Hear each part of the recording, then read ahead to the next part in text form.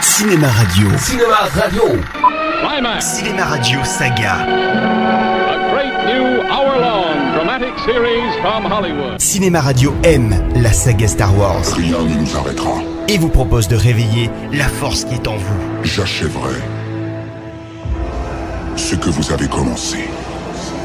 Chaque semaine, revenez sur les grands moments de la guerre des étoiles. On raconte toutes sortes d'histoires. Histoire des épisodes, réalisateurs, acteurs, effets spéciaux, extraits des films, anecdotes de tournage. Je n'ai aucune cause à défendre. Et retrouvez toutes les chroniques de Star Wars fabriquées par Eric Desmé en vidéo Côté obscur, les Jedi. sur le site de Cinéma Radio. www.cinemaradio.net. Laisse-la t'envahir. Cinéma Radio, la radio officielle des Jedi.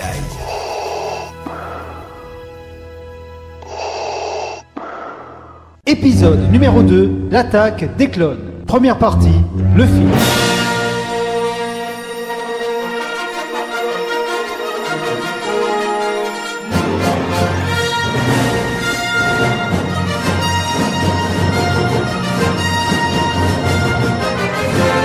Il y a bien longtemps, dans une galaxie lointaine, très lointaine, 10 ans se sont passés après les événements du premier film de la prélogie. Anakin a grandi et va pour la première fois découvrir sa part d'ombre ainsi que le côté obscur de la Force. Et c'est ce que raconte l'attaque des clones, réalisée par George Lucas en 2002. J'ai parfois l'impression que tu veux ma mort. Ne dites pas ça, maître. Pour moi, vous comptez autant qu'un père. Alors pourquoi est-ce que tu ne m'écoutes pas? J'essaie, maître. Dirigé par le sympathique, ou pas, sénateur Palpatine, la République galactique, basée sur la planète Coruscant, essaie tant bien que mal de lutter contre l'alliance de nombreuses planètes, menaçant de faire une guerre de sécession. Maître Yoda, la guerre est-elle inévitable selon vous?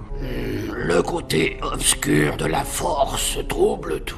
Impossible à prédire. Venue débattre de ce projet au Sénat, l'ex-reine Amidala, devenue sénatrice, est victime d'un attentat, ou plutôt sa doublure, qui meurt aussitôt. J'ai eu tort de revenir. Ce vote est très important. Vous faites votre devoir. Corday a fait le sien. Ne restons pas là. Le Conseil des Jedi, mené par Maître Yoda et Mace Windu, joué par Samuel L. Jackson, confie à leurs deux meilleurs chevaliers deux missions distinctes. Ce chasseur de primes recherché du doigt, Obi-Wan. Avez-vous pensé à la sénatrice Amidala? Elle restera sans protection. De cette charge, ton padawan s'acquittera. Anakin Skywalker est quant à lui chargé de la protection de la sénatrice, dont il est secrètement amoureux depuis 10 ans. Il est cette fois-ci interprété par Hayden Christensen. Annie, c'est fou ce que tu as grandi. Vous aussi? Je veux dire, vous êtes de plus en plus belle. Enfin, pour un sénateur, hein, oui. Annie, pour moi, tu restes le petit garçon de Tatooine. Kenobi, de son côté, découvre que le cerveau de cet attentat n'est autre qu'un ancien Jedi, le comte Dooku, interprété par l'inévitable Christopher Lee, qui est une fois de plus piloté par le mystérieux Dark Sidious, préparant un attentat contre la République avec, de leur côté, une armée de clones fabriqués à partir de l'ADN de Jango Fett, le père de Boba. Nos amis de la Fédération du Commerce nous ont promis leur soutien. Leurs droïdes de combat venant s'ajouter aux vôtres, nous disposerons d'une armée sans équivalent dans toute la galaxie. Les Jedi seront complètement dépassés. Le jeune Padawan et Amidala, eux, vivent une grande et secrète histoire d'amour, pourtant impossible. Ce baiser que tu m'as donné,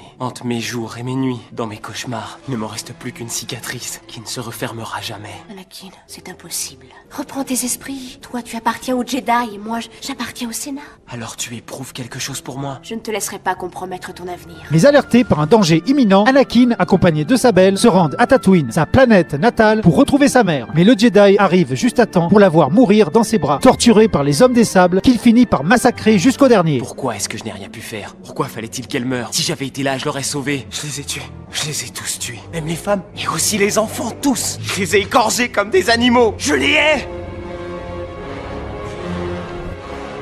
Cette manifestation de haine est le premier pas dans son basculement du côté obscur de la Force. Qu'y a-t-il? Une chose terrible est arrivée. Le jeune Skywalker a mal, terriblement mal. Ensuite, ayant reçu l'appel de détresse, le couple vole à la rescousse de Kenobi et affronte avec lui non seulement l'armée des clones, mais également d'immondes créatures dans de délirants jeux du cirque. Vous vous êtes vaillamment battus. Votre résistance est digne de figurer dans les annales de l'ordre.